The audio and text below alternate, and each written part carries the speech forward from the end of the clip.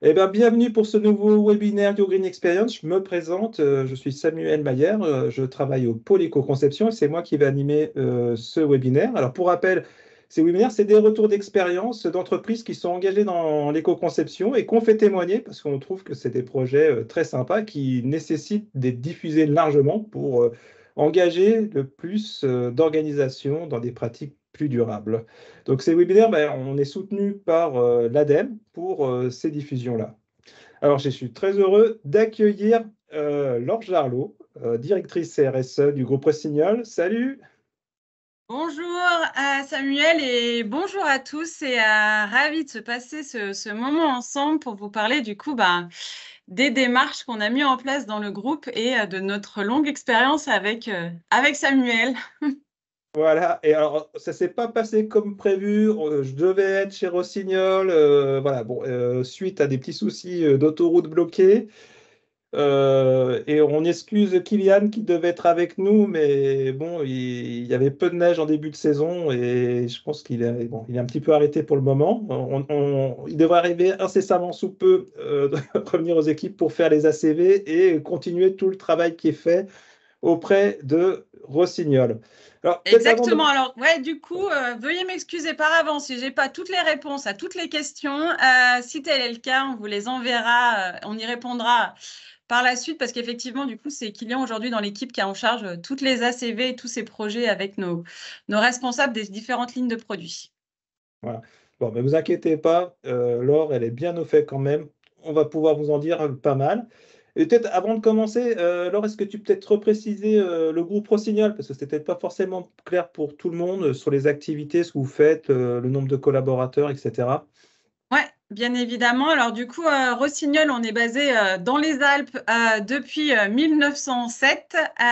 Aujourd'hui, le groupe emploie 1230 salariés dans le monde entier, dont 600 en France. Le chiffre d'affaires, c'est 401 millions d'euros avec une répartition à 40% en Amérique du Nord, 20% en France principalement, puis après 25% en Europe de l'Ouest et en Scandinavie. Aujourd'hui, on a 4 usines en nom propre dans lesquelles on fabrique le matériel de sport d'hiver. Donc, on a 2 usines de ski, une usine de fixation et une usine de chaussures alpines. Et on commercialise aussi du coup des vêtements et des vélos du coup pour notre diversification vers des produits différents, des produits uniquement hivernaux. Oui, on comprend pourquoi, mais c'est pour ça qu'il faut agir aujourd'hui pour le changement climatique. Et je vois des fameuses pivot look qui sont là, ceux qui connaissent. C'est des fixations bien connues du secteur. Alors, c'est vrai que Laure, tu l'as dit en introduction, ça fait un moment qu'on se connaît. On faisait l'historique, je crois que c'est 2002, 2003, quand tu as commencé à travailler chez Rossignol. Donc, est-ce que tu peux peut-être nous expliquer l'historique? Parce que l'engagement de Rossignol pour l'environnement, le développement durable, c'est pas quelque chose qui arrive aujourd'hui, c'est quelque chose qui a été construit dans le temps, dans l'entreprise. Exactement. Donc du coup, alors moi, je suis chez Rossignol depuis effectivement le début de ces démarches et depuis 2002, date à laquelle on a commencé à faire certifier toutes nos usines aux normes ISO 14001. Donc maintenant, effectivement, tous nos sites sont certifiés. Et dès 2009, on a commencé du coup en collaboration avec le pôle éco-conception à l'époque de la CCI de Saint-Étienne à faire nos premières démarches et on a sorti un premier ski qui s'appelait le ski éco avec un H dans lequel on avait commencé à intégrer des matières recyclées, on avait mis des matières naturelles, on avait mis du lin, on avait mis moins d'encre, on avait réutilisé des déchets de nubuck de collection de vêtements pour mettre sur les skis. On avait fait un premier travail. En 2011, on a sorti une fixation Xelium qui avait déjà du coup 34% d'impact en moins par rapport en fait à nos fixations classiques. Bon, tout ça, à l'époque, en fait, on imaginait, on fabriquait les produits et à la fin, on faisait des ACV, on se croisait les doigts en disant pourvu que ça ait marché. On a eu quelques réussites, pas que, bien évidemment. On a eu des produits où on s'est dit, ah, ben ça, c'était pas que une bonne idée. Et puis, du coup, on a commencé à un peu plus se structurer. On a commencé, du coup, à lancer nos premières démarches RSE en 2015, où on est devenu membre du Global Compact des Nations Unies. Et donc, depuis décembre 2015, chaque année, on publie une COP qui n'a rien à voir avec la COP que vous connaissez. Et COP, là, ça veut dire Communication and Progress. En janvier 2020, on s'est monté notre propre programme qui s'appelle le programme Respect, que vous pouvez voir derrière moi. Et du coup, avec des objectifs de réduction de nos impacts, à la fois en termes de CO2 et de déchets. Et en juin 2021, on a eu la chance avec le PDG de l'entreprise de faire la convention des entreprises pour le climat. Et là, on a compris que baisser les impacts négatifs, ça suffisait pas du tout, que ça devait être l'ambition d'hier et que l'ambition d'aujourd'hui, c'était plutôt d'imaginer des nouveaux business à modèle visée régénérative. Et c'est vers ce quoi on tend aujourd'hui. Donc, un grand champ des possibles et plein d'idées encore à mettre en œuvre. Donc on voit quand même une accélération et une intégration de ces aspects-là dans la stratégie d'entreprise avec des visées à court, moyen et long terme. Et justement, l'idée, c'est de vous faire témoigner sur un cas pratique parce que il y a beaucoup de gens qui s'engagent et puis on a du mal à en voir les résultats.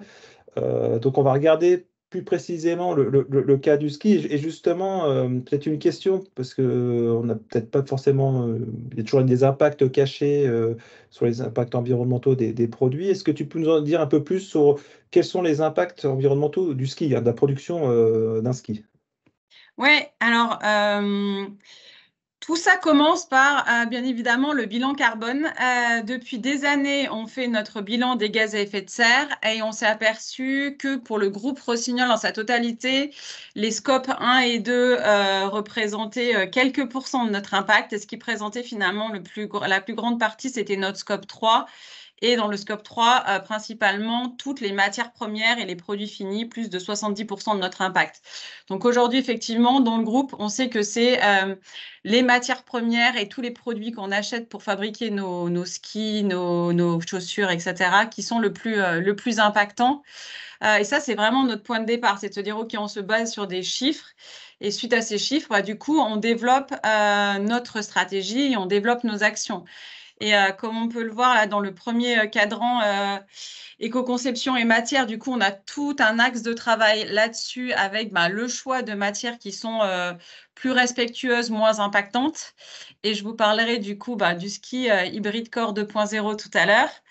On a ensuite des actions sur la production, du coup sur nos usines, où aujourd'hui on utilise de l'électricité d'origine renouvelable sur tous nos sites et où on est en train de déployer aussi des panneaux solaires sur le toit de nos usines. On en a déjà au siège ici depuis 2020, puis là on vient de couvrir le toit de notre usine en Espagne. On a aussi des actions du coup sur la fin de vie, sur du coup la seconde main. On est en train de lancer des nouveaux modèles d'affaires comme la location des vêtements de ski. Et puis quand on en arrive au dernier point, sur la fin de vie aussi, ça a été un constat depuis longtemps de se dire aujourd'hui, les skis, pour la plupart, en fin de vie, ils sont mis en décharge. Et donc aujourd'hui, on doit travailler sur cette étape-là aussi de se dire comment est-ce qu'on peut faire pour qu'un produit en fin de vie, un ski en fin de vie soit recyclable. J'ai une question un petit peu complémentaire. Le ski aujourd'hui, c'est plutôt un marché de location, un marché de propriétaires? En France, c'est principalement un marché de location aujourd'hui. Et effectivement, c'est plus de, je crois, 70% des skis qui sont aujourd'hui loués en France. D'accord. Ouais. Ok, donc c'est un gros marché B2B pour vous, Oui, auprès des loueurs, j'imagine. ouais, Des tout à stations. fait. Ok. Alors, je crois que tu nous as envoyé une petite vidéo, parce que justement, on va voir, parce que vous avez fait une expérimentation, vous avez fait un concept, mais pas uniquement un concept, puisque finalement, il est arrivé jusqu'au bout. Oui, Jusqu'où on peut aller en termes d'éco-conception sur un ski avec le ski Essential? Je sais pas comment on c'est bien prononce. ça, Hein. exactement. Le ski essential qui est effectivement un ski qui est actuellement en cours de commercialisation. Alors, en avant-première, parce que je crois que tu as découvert toi-même La vidéo aujourd'hui était en il était ligne. sorti, la vidéo, donc vous êtes les premiers à la voir sans doute. Alors, j'essaye de vous la lancer, j'espère que tout va bien se passer.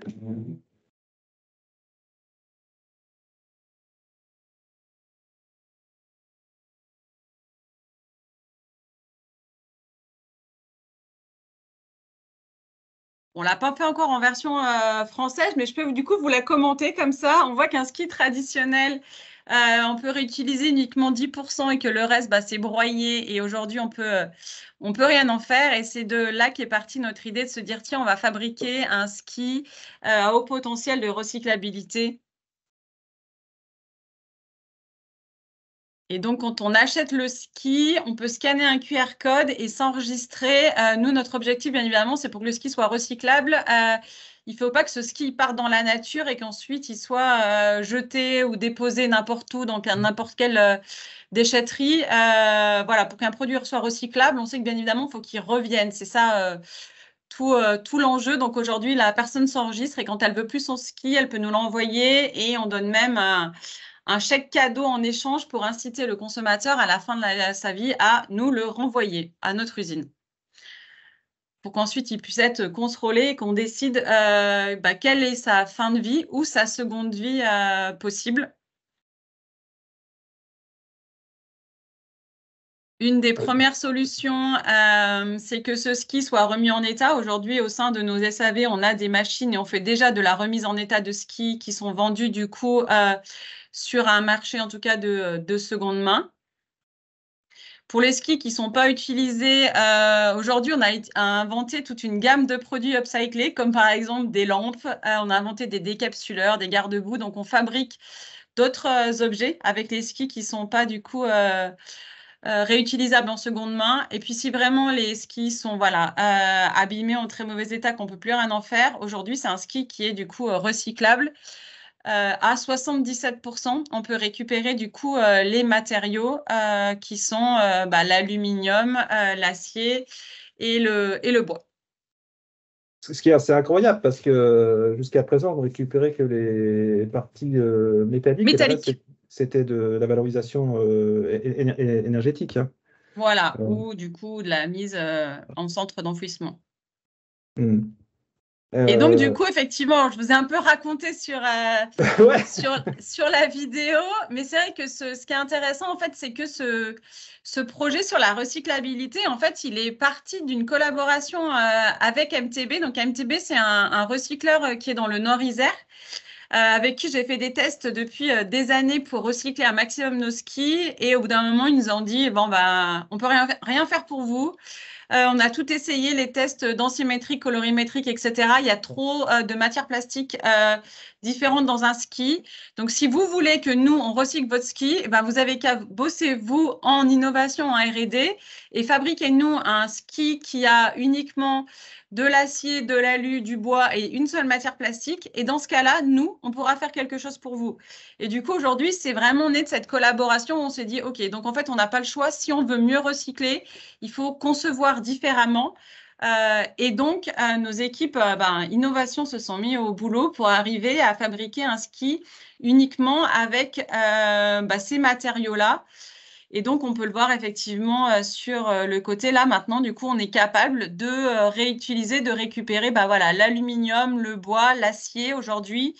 Et on continue, on a encore plein de projets de R&D pour arriver à recycler toujours plus, pour augmenter du coup ce taux de recyclabilité dans ce ski-là. Pour qu'on comprenne bien, hein, la difficulté quand on voit le ski classique, c'est que c'est un multicouche avec donc, une semelle plastique sur lequel on Des va poser champs des en câbles, plastique, un des dessus champs. en plastique, et ce sont tous des matériaux plastiques différents. En fait, on a du TPU, on a de l'ABS, on a du polyéthylène. Et donc aujourd'hui, même avec toutes les machines, comme par exemple MTB, ils ne sont pas capables d'arriver à séparer ces matières plastiques. Et donc là, dans un ski traditionnel, la seule chose qu'on récupère, c'est finalement les quarts en acier. Et s'il y a des tôles alu à l'intérieur, alors ça dépend effectivement des types de skis, ils sont capables de les enlever. Et donc, nous, le challenge a été de dire, on met une seule matière plastique. Donc aujourd'hui, les champs de ce ski sont en bois. Le dessus, il est en bois. À l'intérieur, il y a des plis en bois et il y a effectivement de l'aluminium, puis comme d'habitude, de l'acier pour l'écart. On a bien en général deux technologies de ski. On a celles qui sont sur une structure bois, une espèce de lamellé collé, si Ouais, je comprends bien. Et puis on a ceux sur lesquels on va injecter genre un polyuréthane ou autre tout à dans une fait. coque. Voilà, voilà. Donc là, on est plutôt les structures bois, on est plutôt sur du haut de gamme ou par Ouais, rapport aux plutôt autres? sur du haut de gamme, ouais. Puis sur du Ouais. ski, du coup, c'est le ski qu'on appelle ça le ski traditionnel et qui est un ski, du coup, effectivement collé et où on prend, du coup, nos différentes couches, Mhm. où on fait notre sandwich et ensuite on vient mettre tout ça sur presse pour qu'effectivement les éléments s'assemblent, se polymérisent. Et notre objectif, bien évidemment, c'est que le ski ne se délamine pas. Donc, en fait, on met les éléments nécessaires et les pressions et la température pour qu'en fait, le ski ne s'ouvre pas. Donc, c'est vrai que ce n'est pas un produit à l'origine qui est fait pour être désassemblé et fait pour être recyclé. Et est-ce qu'on a des données, parce qu'on a vu que l'usage c'était quelque chose d'important, donc quand on est propriétaire du ski, c'est bon, c'est peut-être 10, 20 sorties pour quelqu'un qui en fait beaucoup, j'en sais rien. En location, il y a un peu plus d'usage du ski. Est-ce qu'on a une idée de la durée de vie, le nombre de journées ou d'heures de ski, au bout duquel on estime, s'il n'y a pas de casse de cailloux, mais que le ski est entre guillemets fatigué et qu'on peut plus, peut plus, il doit être remplacé? Alors, les loueurs, eux, gardent en moyenne les skis 3 ans. Et au bout de 3 ans, en fait, ils renouvellent la partie du parc qui a atteint 3 ans. Donc, en principe, ils renouvellent un tiers de leur parc de location tous les 3 ans pour avoir toujours des skis qui sont d'une plus ou moins bonne qualité pour effectivement être loués. Donc c'est presque deux, enfin je calcule comme ça, mais ça fait presque 200 ou 300 sorties avant le changement, puisque Oui, non? effectivement, ça dépend du nombre de fois, mais oui, oui, du coup, les skis, en tout cas Mm. en location, sortent beaucoup aujourd'hui, quoi. Hmm. Alors ça, on voit ça, c'est la première stratégie qui est une stratégie de fin de vie que vous avez mis Ouais. en place pour valoriser au mieux les matières. On voit quand même le gap entre, avant tout était incinéré quasiment, avec récupération d'énergie, mais bon, malgré tout. Et il y a d'autres stratégies qui ont été déployées pour justement améliorer la première partie, la première étape du cycle de vie, que sont l'extraction des matières premières. On l'a vu dans le schéma au début. Alors, qu'est-ce que vous y avez fait? Alors, du coup, ça, c'est sous une autre marque du groupe, parce que chez Rossignol, on a deux marques. On a la marque de ski Rossignol et la marque de ski, du coup, Dynastar. Et sur la marque Dynastar, on s'est concentré, du coup, sur l'ACV. Et là, cette fois-ci, on est parti dans le bon sens. On a fait notre ACV, on a regardé les impacts majoritaires qui sont dus à la fibre de verre qu'il y a dans le ski, au noyau, au tôle et à la résine. Et tout ça, on a vu que ça représentait plus de 60% de l'impact du ski. Et donc, on a décidé de travailler en priorité sur ces composants-là. Et on s'est dit comment on peut finalement diminuer la masse de ces matériaux, parce qu'en fait, on ne peut pas carrément changer tous les matériaux. Après, sinon, c'est par exemple le ski Essential. Et là, sur Dynastar, on s'est dit, on va essayer de mettre moins de fibres de verre, moins de résine, d'avoir moins de déchets de bois. Et on va essayer de quand même de garder toujours l'objectif, c'est d'avoir la même skiabilité, la même performance. Et du coup, nos équipes R&D se sont concentrées sur la conception du noyau. C'est vraiment du coup le cœur de tous nos skis. Donc, c'est des planches de bois qui sont en lamellé-collé, comme tu disais tout à l'heure, Samuel. Et avant, en fait, on avait du bois dans une seule dimension. Donc, on a un noyau bois dans notre ski avec du bois dans une seule dimension. Et du coup, l'innovation a été de se dire, on met du bois à la fois dans le sens longitudinal, vertical et transversal. Et du coup, tout ça va mécaniser en fait notre ski et va nous permettre d'enlever des fibres qui sont imprégnées de résine. Et le fait d'enlever des fibres et d'enlever de la résine, tout ça, du coup, a baissé grandement, du coup, l'impact de notre ski sur les 6 indicateurs d'ACV qu'on a gardés sur les 16. On en a sélectionné 6 avec AirCop, qui est l'agence avec qui on travaille pour la réalisation de toutes nos ACV. Et du coup, grâce en fait à ce nouveau noyau qui est plus mécanisant que le noyau d'avant, on a pu enlever de la fibre et de la résine encollée. C'est vrai que c'est surprenant, moi, pour avoir cassé quelques skis. J'ai pas l'habitude de voir du bois en transversal. Habituellement, on avait plutôt dans l'aspect longitudinal. Exactement. Et là, on voit bien du coup sur cette coupe de ski. Alors, j'en ai un aussi devant moi où effectivement, on voit bien sur la coupe de ce ski-là qu'on a du coup du bois dans les 3 dimensions et ce qui fait que c'est mécanisant et que du coup, ça nous permet voilà, d'enlever des fibres d'autres matières et de dégrammer des matières plus impactantes. Et alors, c'est quoi la matière qui est entre le champ, j'imagine ABS et en bois là, on le voit dans la Ah bah coupe du coup carrée. c'est du polyuréthane parce que ce ski-là en fait il a la même structure que notre ski hybride. Avant on avait un ski une structure qui s'appelait le ski hybride. Du coup c'est une hybridation entre du bois et du polyuréthane.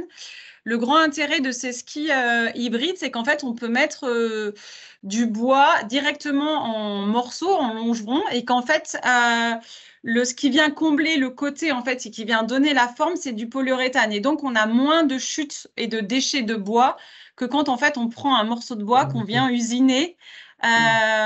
Et où du coup on a beaucoup de chutes parce qu'on sait que du coup les chutes font partie bien évidemment des calculs d'ACV parce qu'on prend le morceau de bois à l'origine et le fait de baisser aussi les chutes en mettant ces longerons en fait de bois qui sont d'une forme rectangulaire et en venant du coup remplir avec du polyuréthane, c'est ça qui nous permet aussi de baisser les déchets de bois. D'accord. Et aujourd'hui, ce noyau hybride Core 2, on va le retrouver dans quel type de ski? Des skis de descente, de randonnée ou Alors quelques... aujourd'hui, il va être dans une grande partie de la gamme des skis Dynastar et effectivement, ça y est dans plusieurs, dans une, alors là on l'a mis dans un ski Dynastar 4x4, dans un M-Cross, pardon. Et du coup, on en a aussi mis dans des gammes de ski de randonnée. Alors en fait, après, selon le type de ski, on n'a pas les mêmes gains. Parce qu'effectivement, sur un ski de rando qui est déjà très light, on Mm. arrive moins à dégrammer forcément que sur un ski plutôt traditionnel. Et du coup, l'ACV qu'on a là, avec les gains qui sont marqués là, c'est quand on a comparé du coup, voilà, un ski Dynastar 4x4 à un ski Dynastar du coup de la gamme M-Cross qui a cette technologie hybride core 2.0. Mm. Ouais, donc une vraie avancée. Enfin, je suis super surpris des gains. Oui, on est De super content gagner effectivement 20, du voire plus résultat. de pourcentage sur chacun des indicateurs environnementaux, c'est très, très étonnant. Alors, je sais pas si, alors, je sais qu'Yann n'est pas là, mais est-ce que vous avez dû piloter des transferts de pollution dessus ou l'ensemble des indicateurs tendaient dans le même sens?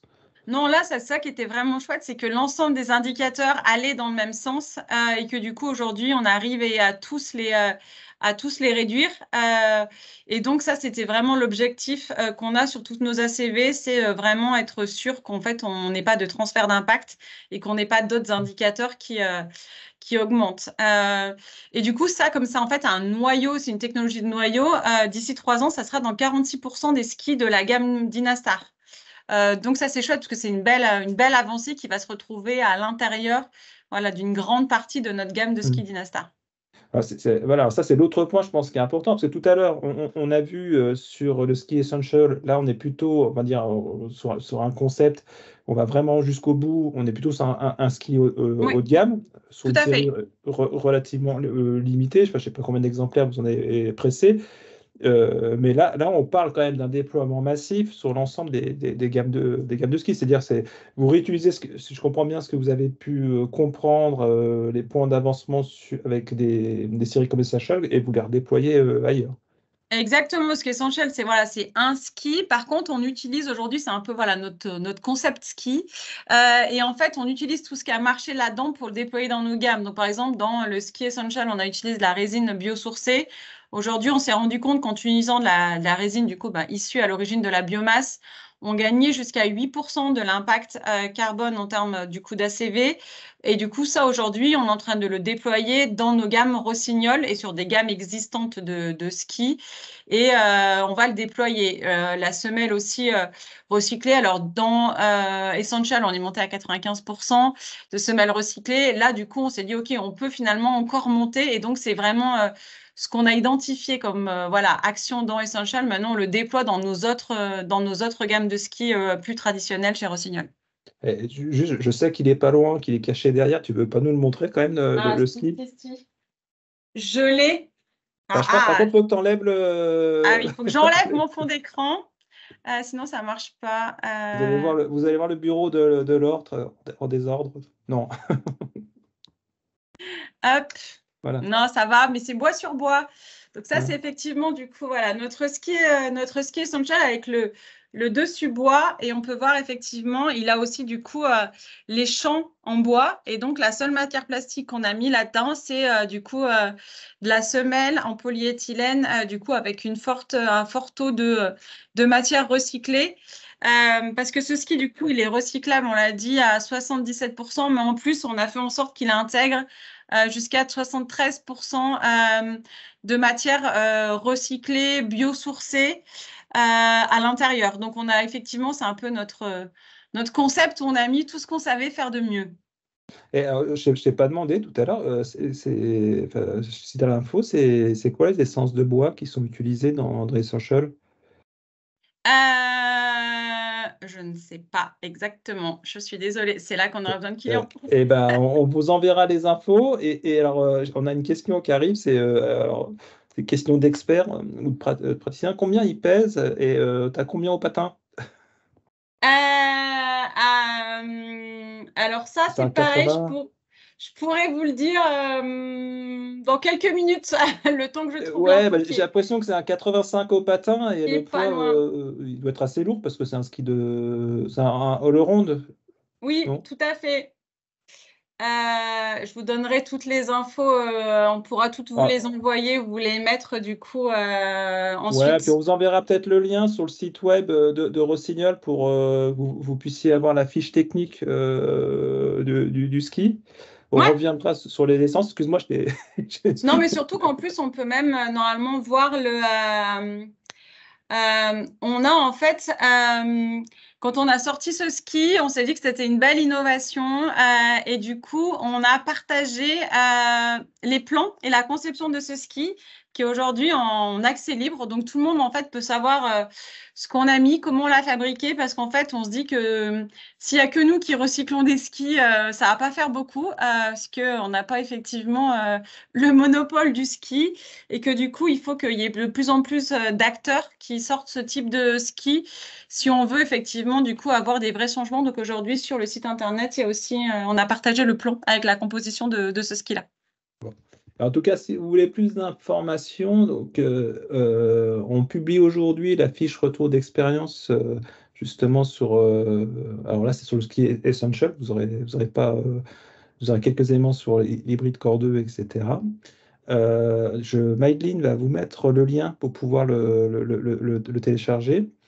Alors, j'ai quelques questions. Alors, je sais qu'il n'est pas là, mais tout à l'heure, on a parlé de AirCop pour les ACV. Comment vous organisez? C'est externalisé? Je crois qu'ils en fait. Comment vous organisez pour l'organisation des ACV? Alors effectivement, on travaille aujourd'hui avec AirCop. Alors à la fois AirCop en fait a formé les gens de chez nous, a formé des personnes de la R&D, de la recherche et innovation, de la RSE bien évidemment, pour que tout le monde soit familier de tous ces mots, de tous ces termes et tout le monde puisse commencer à appréhender tous ces impacts. Après nous aujourd'hui en interne, on fait les ICV. Du coup on cherche et on fait tous les inventaires de cycle de vie de tous nos matériaux.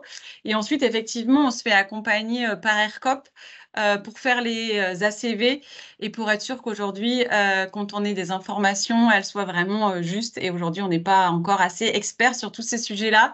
Donc nous, voilà, on va récupérer toutes les datas auprès de tous nos fournisseurs pour bien comprendre l'impact de tous nos matériaux. Et ensuite, AirCop nous aide sur l'ACV. Et alors, autre question qui nous arrive sur le chat. Tu parlais tout à l'heure d'un déploiement large du nouveau noyau Hybrid Core 2.0. Ouais. Mais pourquoi se limiter à 46%? Parce qu'aujourd'hui, en fait, c'est ceux qui ont cette technologie déjà Hybrid Core, où Hybrid Core, c'était déjà une technologie qu'on avait à la fois avec du polyuréthane et du bois à l'intérieur. Et donc, aujourd'hui, on commence en fait par transformer ces skis qui étaient Hybrid Core traditionnels avec sa technologie Bridcore 2.0. Après, tout ça, aujourd'hui, ça nous demande beaucoup de modifications en interne parce que entre approvisionner en fait des planches de bois dans un seul sens et faire fabriquer tous ces petits longerons de bois et avoir ces petits longerons de bois qu'on doit du coup assembler, aujourd'hui, c'est quand même des technologies différentes et tout ça, du coup, demande pas mal de modifications dans nos usines. Donc, en fait, voilà, on modifie au fur et à mesure quand on est capable du coup d'intégrer tout ça dans les changements. Et d'ailleurs, le fait d'intégrer du recyclé, par exemple, je crois que la semelle en PETEX, elle est 100% à base de recyclé, c'est ça? Est-ce que ça amène des difficultés dans les process? Non, aujourd'hui, en fait, c'est notre fournisseur qui intègre à la fois ces chutes et les nôtres dans les semelles et qui nous livre du coup des semelles avec des taux de matière recyclée qui varient selon effectivement nos besoins. Ouais, parce que la semelle, c'est quand même un truc important hein, sur le ski. Ouais, faut que ça glisse. Ça Ouais, serait parce quand que même dommage, effectivement, parce que l'objectif, bien évidemment, dans tous ces sujets d'intégration de matières recyclées, etc., c'est de ne pas détériorer les caractéristiques des produits. Et on voit ça principalement, par exemple, sur la chaussure de ski, où aujourd'hui, en fait, il faut trouver le juste milieu en intégrer un maximum de matières recyclées dans les coques. Mais il ne faut pas qu'on ait des vieillissements prématurés des coques, parce qu'en fait, les plastiques sont moins résistants. Parce que dans ce cas-là, effectivement, on a tout perdu. Si la chaussure de ski tient moins longtemps, on aura tout perdu, effectivement, le fait d'avoir mis Ah, quelques ouais. voilà, pourcentages de matière recyclée. Donc, aujourd'hui, effectivement, c'est tout l'enjeu d'arriver à doser et de mettre autant de matière recyclée qu'on peut sans amoindrir les performances et sans diminuer surtout bah, voilà, la durée de vie de nos produits. Ah, surtout qu'on est vraiment sur des produits très techniques. Hein. C'est quand même la sécurité des personnes. Il faut qu'on ait enfin, un ski qui glisse bien. Alors, j'ai plus le nom, mais c'est pas uniquement du collage. Hein. Il y a beaucoup de traitements de la semelle. Je sais plus combien il y a de process pour un ski classique et on peut le multiplier par 3 pour un ski de compétition. Les petites finitions sur les semelles et autres. Ah, effectivement, ouais, tout à fait. La semelle, ben, de toute façon, c'est la principale. Après, les gens, effectivement, changent de ski, soit parce qu'ils n'aiment plus le design de leur ski, soit effectivement parce que ça skie plus. Et là, effectivement, c'est de notre ressort de faire en sorte que la semelle, effectivement, du coup, elle dure le plus longtemps possible et qu'on puisse la refarter, la réusiner, etc., pour allonger la durée de vie de ces produits. Ok. Et justement, sur la fin de vie, les articles de sport sont maintenant assujettis à la REP, la responsabilité élargie Ouais. des producteurs. Est-ce qu'on a une idée, alors c'est pas forcément sur les skis éco-conçus qui se séparent bien, en fin de vie, mais est-ce qu'on a une idée du taux de retour, du taux de valorisation à date? Euh, donc c'est Alors, écologique, hein, je crois, qui est en charge c'est de la écologique, filière. effectivement, qui est en charge de toute cette filière. Alors aujourd'hui, comme en fait cette filière, elle a juste 1 an et demi, Mhm. on n'est pas encore au maximum de tout ce qu'on a pu collecter. Et puis du coup, pour l'instant, l'accent a été mis sur on va dire des articles de sport qui sont plus faciles à recycler que des skis, parce que le ski, effectivement, ça, c'est la complexité de ce qui est au début de notre vidéo. Aujourd'hui, un ski, même collecté par Écologique, on en est au même constat. C'est qu'aujourd'hui, c'est broyé, on peut récupérer les métaux ferreux et non ferreux. Et le reste, aujourd'hui, en tout cas, ça part en CSR. Donc, il y a des appels à projets innovation R&D pour arriver, du coup, à recycler mieux tous ces produits. Alors, je reviens juste sur ce point-là parce qu'on a beaucoup, beaucoup de questions. Attends, je recherche les éléments de valorisation. C'était où? Ça devait être par là. Paf, Ouais. paf. Alors, c'est dans la vidéo. Je me souviens, dans la vidéo. Quand on arrive sur le ski essential, pour arriver à des taux de recyclage versus la valorisation qui est principalement énergétique, c'est uniquement parce que vous les récupérez et que vous avez un partenariat spécifique avec MTV. Si ça part dans une filière type, je ne sais pas, je crois que c'est Trialp qui récupère beaucoup les skis. Je ne sais pas si c'est encore toujours d'actualité. Ah oui, Euh, aujourd'hui, si le ski, en fait, il est jeté, bah, il n'est pas recyclable. C'est pour ça qu'on a mis en place, du coup, il y a un QR code sur chacun de nos skis.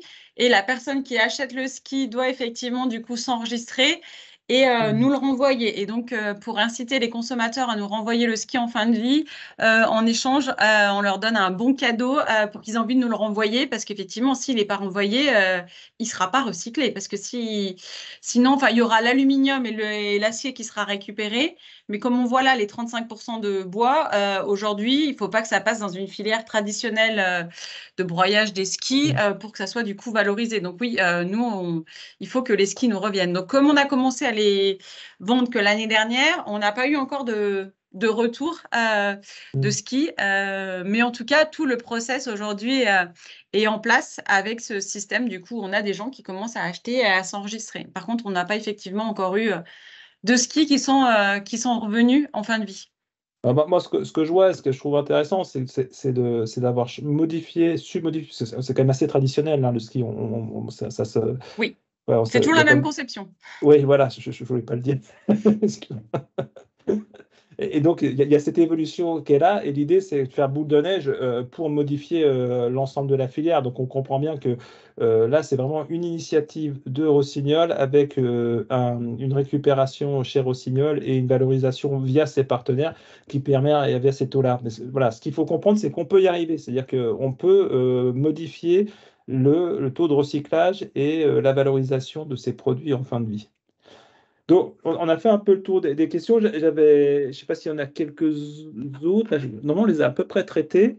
Bien entendu, le webinaire, je suis censé vous le dire au début, il sera mis à disposition en replay. On vous enverra, bien entendu, le diaporama. N'hésitez pas à télécharger la fiche sur notre site web. Et pour ceux que ça intéresse, qui voudraient aller plus loin, faites comme Laure, qui est quand même adhérente du pôle depuis la création. Donc, comme on est en début d'année, je fais un peu le commercial sur ce sujet-là. Donc, profitez des services du pôle et de sa veille. Sur l'agenda à venir, on a 2 webinaires dans les prochaines semaines.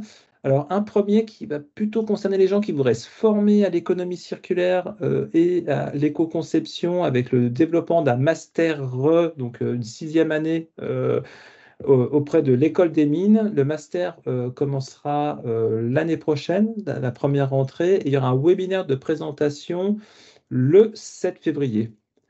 Après, alors, on est un peu loin du ski, sur les produits électrotechniques.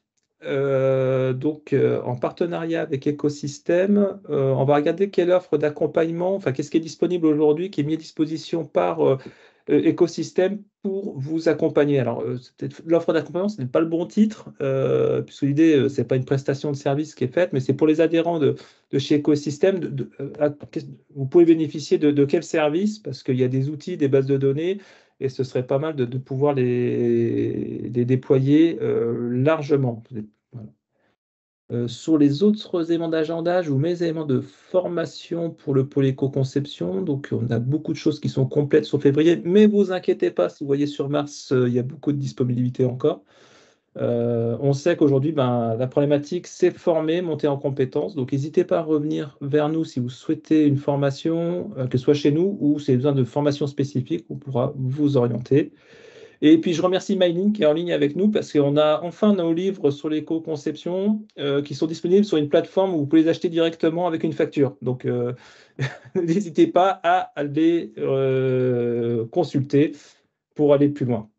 En tout cas, je voulais vraiment remercier Laure. Je vais arrêter le partage, ce sera peut-être plus chouette si j'y arrive. Hop. Oui, je veux vraiment remercier Laure pour son temps et puis pour la présentation, puis féliciter aussi parce que finalement, on se rend compte sur la partie ski que Rossignol est un petit peu en avance de phase et puis propose des choses et les partage, ce qui est assez rare. Donc, félicitations vraiment à tout ça. Merci Laure, à toi. Eh ben, merci, avec grand plaisir. Et effectivement, on a des super équipes très motivées qui ont envie de faire bouger tout ça, qui nous poussent maintenant en nous disant, OK, on en a marre, tu parles que du carbone, il faut nous mettre des indicateurs biodiversité, il faut aller plus loin. Donc, on est super content d'être poussés en interne pour aller plus loin et nous dire, en ce moment, voilà, c'est ça, c'est nous dire, tu ne parles que du carbone et de baisser l'impact carbone. On veut maintenant la biodive sur du coup, en plus avec l'avantage des analyses de cycle de vie, c'est aussi on n'a pas que des informations sur le carbone. Et donc du coup, voilà, on va pouvoir continuer à développer toutes nos stratégies RSE, y compris du coup maintenant sur le volet biodiversité.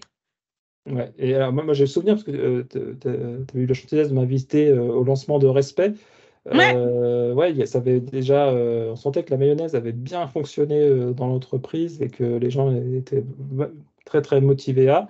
Alors, c'est pas étonnant, hein. On a un PDG qui est convaincu. Le CEO de Rossignol parle du programme Respect régulièrement, de toutes ces initiatives. Et donc, je crois qu'en fait, quand on a un CEO qui est convaincu, c'est assez facile derrière de déployer parce que du coup, bah, les équipes sont motivées et du coup, ça donne la dynamique à toute l'entreprise.